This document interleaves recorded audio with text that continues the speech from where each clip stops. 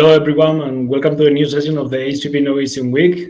This time we will be talking and presenting an very innovative application, which is the application of high pressure processing to algae products. And to talk about this interesting topic, I have the pleasure to introduce you to my colleague, Cloris Lay.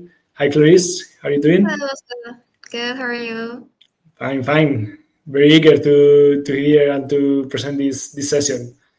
So to introduce everybody, my colleague Cloris. So yeah, she's part of the applications team here at Hiperbaric, which is a team of food science experts specialized in high pressure processing that can help you to offer guidance and assistance in your HPP adoption process. That means, for example, to carry out different free trial in our HPP incubators in our offices in Spain, in Shanghai, and also in Miami, in the US.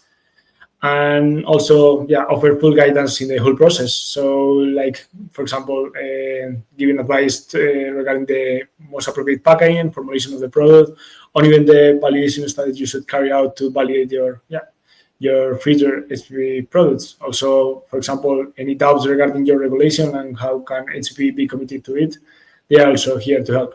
And specifically talking about Cloris, Cloris is graduated from the Ohio State University with a bachelor's degree of pharmaceutical science in 2022, and later earned a master's degree in food science from Cornell University a couple of years later.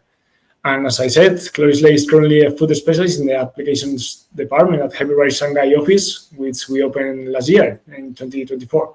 Cloris plays a fundamental role in conducting HPP testing and providing technical guidance to current and prospective users, ensuring successful application of HPP across diverse food products in Asia.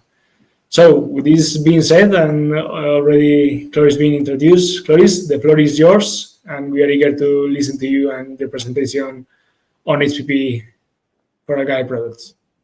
Okay, thank you, Oscar. So, and I'm gonna start my presentation.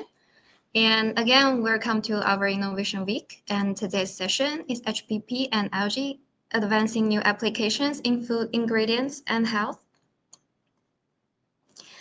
And algae are aquatic photosynthetic organisms that can convert sunlight into energy through photosynthesis. Algae can be broadly divided into two groups, microalgae and macroalgae. Microalgae are unicellular algae, meaning they are made up of only one cell, often microscopic, and can be found in freshwater and marine environments. The common examples are chlorella, dinoflagellates, and diatoms. Despite their small size, they are incredibly important in global oxygen production and are used in various industries from dietary supplements to biofuel. On the other hand, microalgae are multicellular and are commonly referred to as seaweed. They are mostly found in marine environments and can be seen with the naked eye. Examples include kelp, porphyra, commonly used to make sushi nori, and alga, also known as sea lettuce. Although we often divide algae into micro and macroalgae based on size, it's important to note that algae are not a single evolutionary group. They include various types of organisms, which can also be classified by pigments, such as green, red, and brown algae. And why algae? Why is it worth our attention? First, algae is becoming a global trend. The market was valued at $3.86 billion in 2025, and is projected to grow to $5.52 billion by 2030. The compound annual growth rate could be 7.44%. This growth reflects increasing demand for natural, plant-based, and sustainable ingredients. And second, algae is nutritional powerful. It's rich in omega-3 fatty acids, proteins, minerals, and vitamins, making it an excellent candidate for functional foods and health products. And third, its application potential is broad. Algae is not limited to food. It's also used in pharmaceuticals, cosmetics, and even biofuels, making it a truly versatile raw material. And finally, algae is sustainable. It grows fast, has a high biomass yield, doesn't require farmland, and produces minimum waste. In fact, the whole biomass can be utilized, making it an ideal fit for a circular economy. As algae is rich in nutrients, it's important to preserve their nutritional and functional properties during processing. This is where high-pressure processing comes in. HPP follows the Chaplier's principle, which states that even external condition changes, such as pressure, the equilibrium of the system will shift in a direction that counteracts this change, favoring reactions that reduce volume. HPP utilizes high pressure at 6,000 bars to preserve food. So HPP fits this principle because when we apply high pressure, the system looks for ways to take up less space. High pressure will squeeze the cells until they collapse, which is why HPP can kill microbes. And high pressure only breaks weak molecular interactions like hydrogen and hydrophobic interactions. This is an explanation for why it inactivates enzymes and microbes, but this will not impact flavor compounds and nutrients. Since these compounds are primarily held together by covalent bonds, and high pressure only affects non-covalent interactions, it leaves their chemical structures intact. And both micro and macroalgae are known for their wide range of bioactive compounds that contribute to various health-promoting effects. So starting from the top, algae have been shown to have strong antioxidant properties. For example, porphyrotenol, the common culinary uses are for nori sheets to make sushi rolls, and porphyrohitinosis, which is an edible red algae, mainly cultivated along the southeastern coast of China, is mainly used for snacks. These edible seaweed can help neutralize free radicals and reduce oxidative stress in the body. Algae also demonstrate anti-aging effects. Red algae like Tetraselmis suecica are normally as aquaculture feed for shellfish and shrimp larvae. These algae have been studied for their potential to slow down age-related cellular damage. And moving on to antimicrobial properties, brown algae such as Aclonia cruel, known as kombu, and Pedina pavonica, which is brown macroalgae, have been shown to inhibit the growth of harmful microbes that they have often been investigated for cosmetic, nutraceutical, and pharmaceutical applications. In terms of antidiabetic potential, species like Aclonia cruel and Pedina australis have potential in pharmaceuticals and cosmetics. These algae may help regulate blood sugar levels and improve insulin sensitivity. Some algae also exhibit anti-cancer properties. For instance, brown seaweed, Fucus vasculosis, and kelp laminarium have shown promising anti-tumor activity in research studies. And lastly, we have the antibacterial benefits. Microalgae such as chlorella, as well as red algae like Lorenia okomori, which is mainly distributed in East Asia, have been reported to possess strong antibacterial effects. So in summary, algae are not just nutrient-rich, they also offer a broad spectrum of potential health benefits, making them a valuable resource in functional food and pharmaceutical applications. And edible algae can be enjoyed in many ways. For example, nori is commonly used for sushi and is also made into snacks. Kombu is widely used in East Asia cuisine, especially in Japan. And kombu is commonly used in broth, salad, and sukiyaki, which is Japanese hot pot. Kombu is often used as a natural umami ingredient for dishes.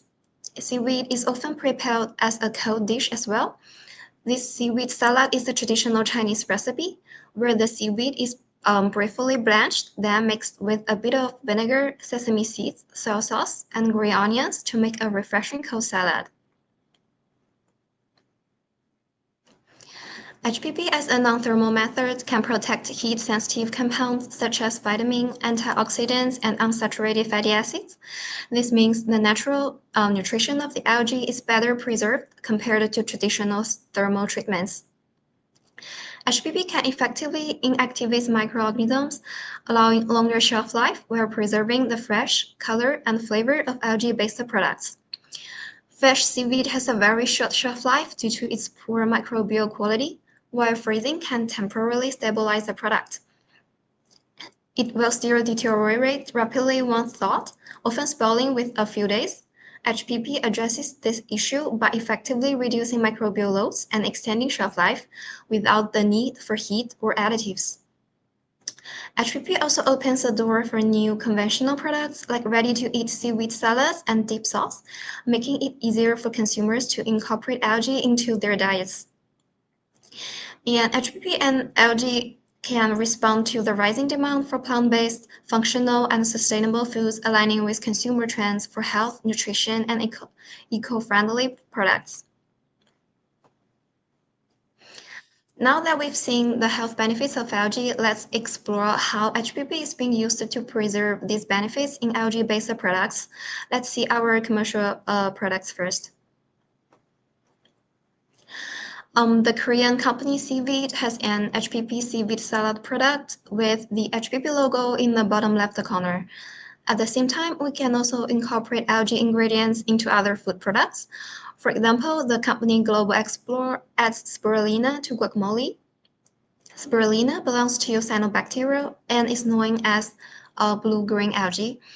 Both products are heat sensitive, so HPP would be the best option as a pasteurization method, as HPP ensures that sensory and quality attributes of fresh products and helps extend shelf life.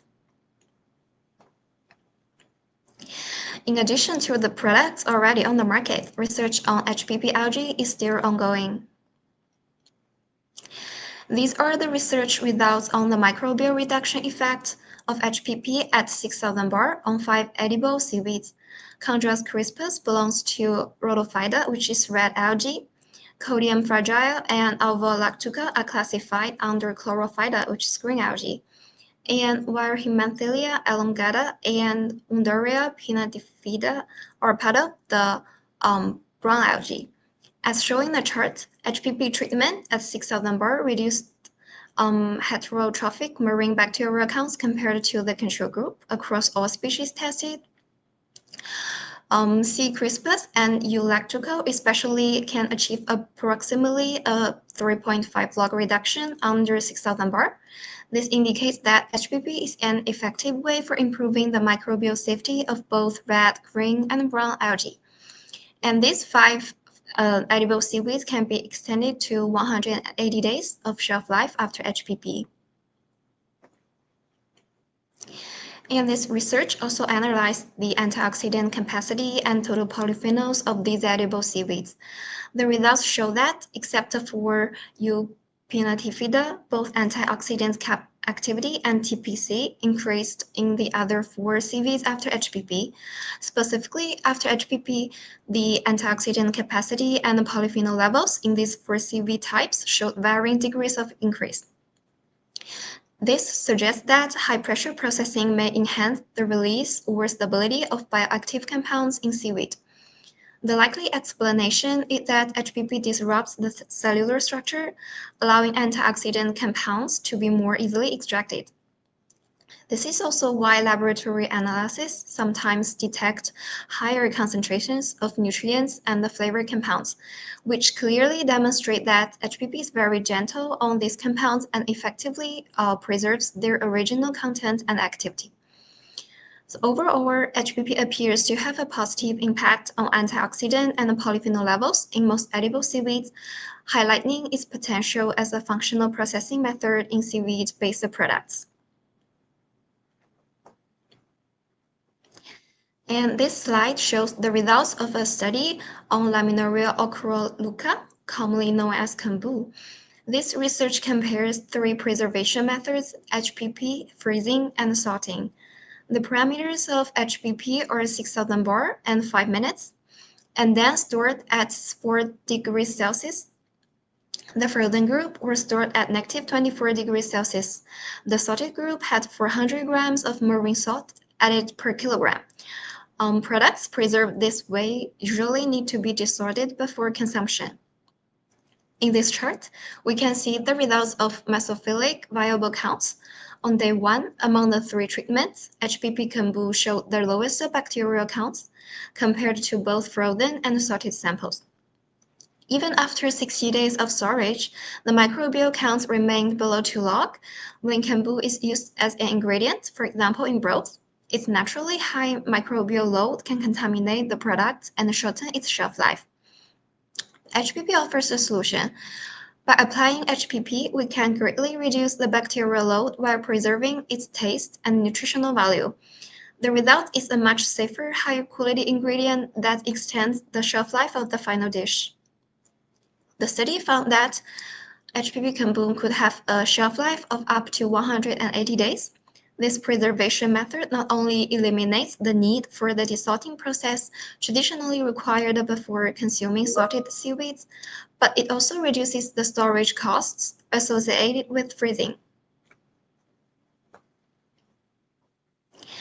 As shown in the chart, the pH of control group increased over time.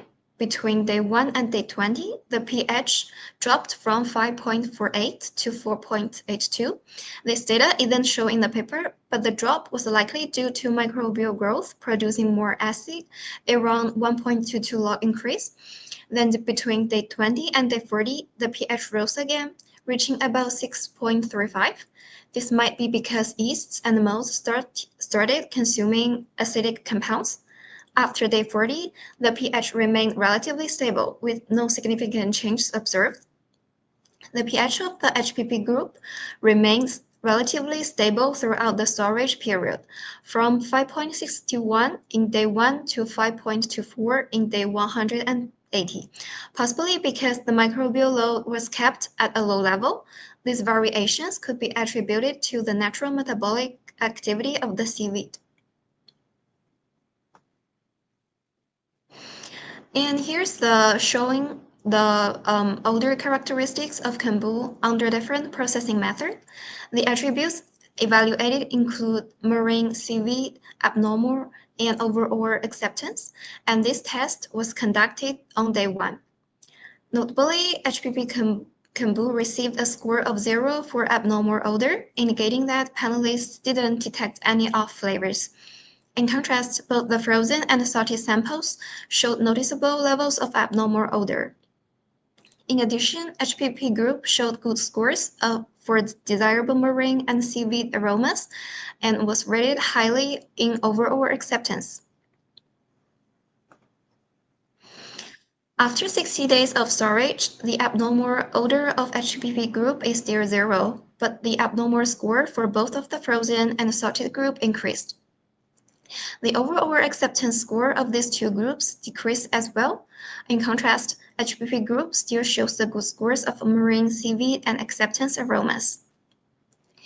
These results suggest that HPP effectively preserved the natural aroma profile of kombu while avoiding the development of unpleasant odors often associated with conventional processing.